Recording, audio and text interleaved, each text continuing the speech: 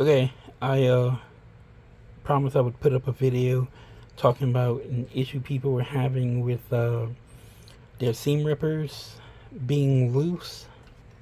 The ends maybe just coming out, not being as tight as they should be. I had one issue where I had to have the seam ripper sent back to me, and I saw what the issue was, and then someone else reached out to me uh, with the same exact issue, and I figured I knew exactly what it was. So I figured I'd make a video and we'd go over what's going on with that. So, uh, first let's talk about, I guess, the anatomy of a seam ripper. Um, 9 times out of 10, all the seam rippers I've seen out there uh, are, are made the same way. It doesn't matter who you get your seam ripper from. Uh, Usually, it's about 5 parts. It's this tube. You either have a stiletto or a ripper, or you got two rippers, or some other configuration, and then you have these springs here. And 9 times out of 10, these springs are the culprit of issues. Um, Again, doesn't matter who you get your kit from. Um, I don't care what they say or whatever. These things aren't mysterious things that we're making up in the shop or something. What you're what you're paying for when you buy a seam ripper is the creativity and materials that the maker's putting into them. So in my case, I'm taking this tube, I'm I'm prepping the tube, I'm painting whatever it is, and then sometimes I'm wrapping in thread. This is Kasaya's thread, Swagalicious from Saya Swag, and then here's her Celestia, and then as a bunch of this is her pink and black. This was the Saya Swag Creators Corner Campaign 1. So basically what I'm doing is I'm taking this tube and I'm prepping it. And then I'm creating the design on the tube. Excuse me. And then how the tube goes together is we take this spring, we put it in one end of the tube. It comes down to about there. Take the other spring, put it into the other end of the tube.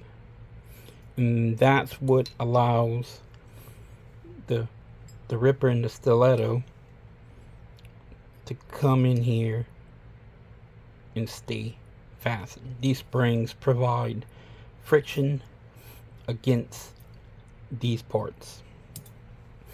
So the issue people are having is that they're saying that their seam rippers or their stilettos are just coming out, they're loose. And most likely what's happening is this spring has been pushed a little bit further back than it should be within this tube. So how do we fix it? Well, if you'd like, again, totally up to you. You could send it back to me. I could fix it and then return it to you, but that would cost shipping and stuff like that. I wouldn't want to do that because I think the fix is pretty simple. Two, you could fix it yourself, give it a shot, and if you can't fix it, then we can talk about how to get it to me. But so excuse me again. Let's talk about how this thing is assembled.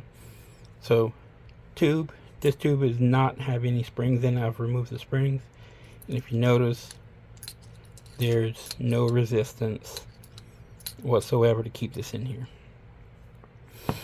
So, take the spring. Again, it's not rocket surgery, Put the spring in there, roll up the spring. Excuse me. And push it down in there. Now if you notice it's sticking out a little bit, what we want to do is just push this thing in there flush, where it's flush with the top. I don't know if you can see that. Now when you go put your in, it won't fall out. In fact, you have to pull on that pretty good to get it out of there. Now I think what the issues people's having, if you notice, that spring is going in there a little bit, right? And that happens, but if you notice, it won't come out of there until you pull it.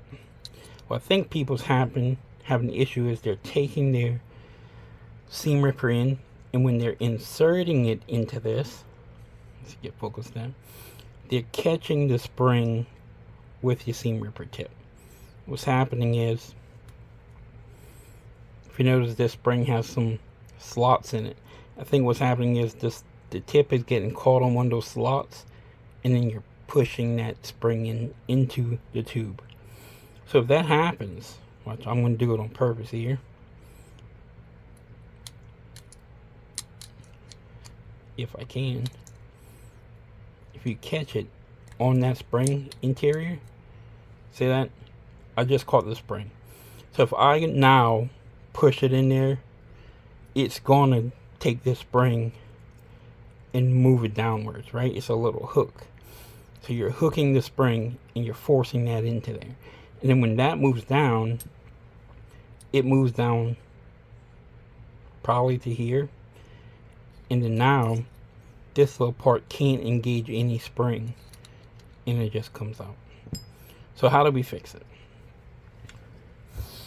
Alright, so I've had this happen to me myself, so I kind of have gone through this issue with catching this and putting this thing too far in. So what I have here is just a chopstick, just wooden chopstick. Come in the packet too, you pop them together. Now if you're close to the end, see if I can focus there and get some light, get some additional light in here. So if your spring is close to the end, like you see here, it's a lot easier. What you're trying to do is insert the chopstick into the tube, hook the chopstick onto the spring, and you want to pull up on it. So if you notice, chopstick here, kind of look in there. Let me see if I can get you some better light.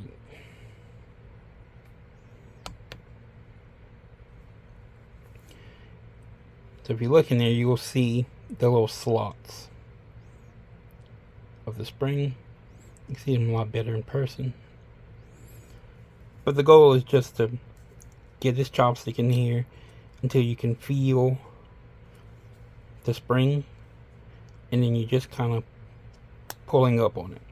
If you notice, this one wasn't too far in there, and now it's kind of protruding. So you get it out of there like that. You don't have to take it all the way out, and then you just press it back flat.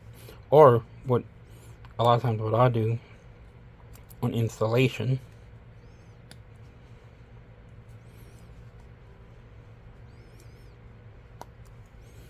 is I get it out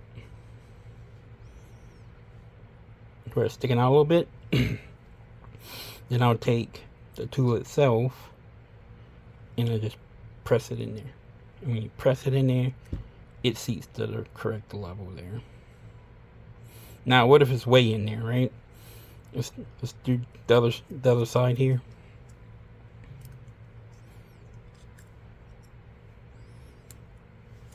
Get in there. Notice it's in there. So again, on installation, what I do is I take this and I press it flat. It's at the correct level. Now, what if you take your tool, you stick it in there, see I'm hooked onto that spring. If I push it in there, you will force the spring.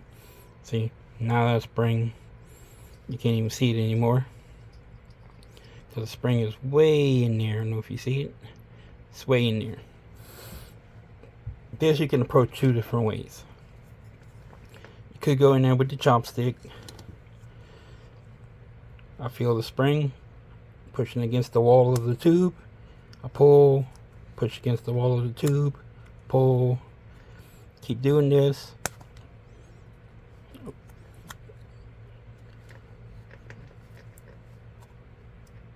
Eventually you'll see your spring. Put your tool in there, press it flat. Now you're good to go again.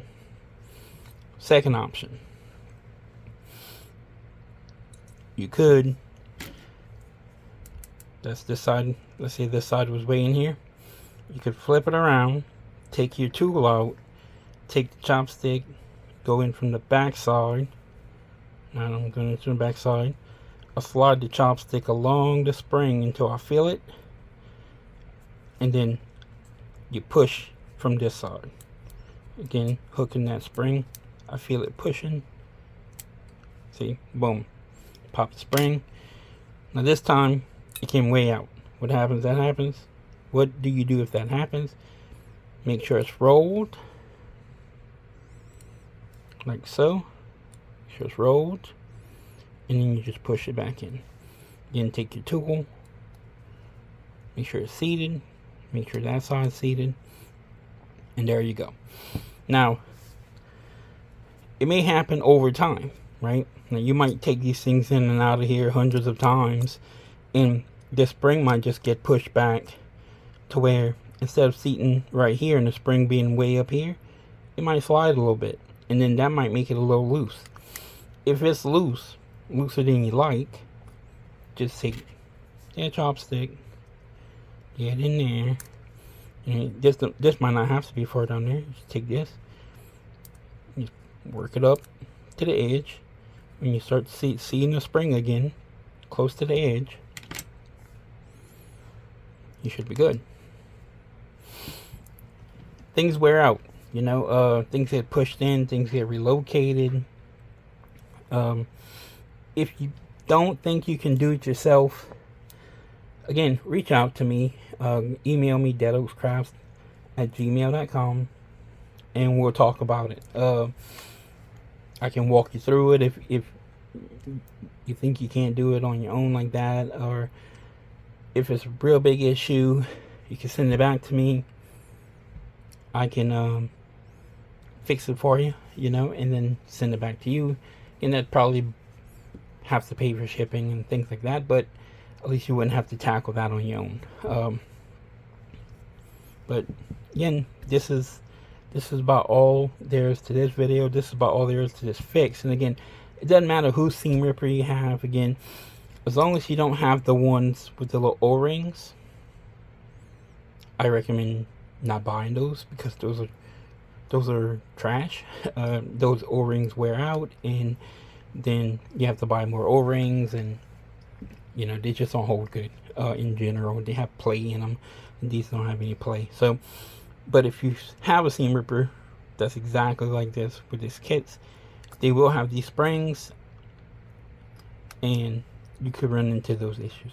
I also recommend, when inserting your tool, just make sure you're not catching that spring, right? Put it in there, make sure you centered, snap it, it goes on, and then you shouldn't have to relocate that spring. The seam ripper, the stiletto is a little bit easier because it doesn't have a hook, but again, just center as possible, you know. Shouldn't run into any issues. So again, if you have any questions, let me know. Reach out to me, deadoakscrafts@gmail.com, and then I can help you out if you need to. But other than that, have a good holiday, and we'll see you next time.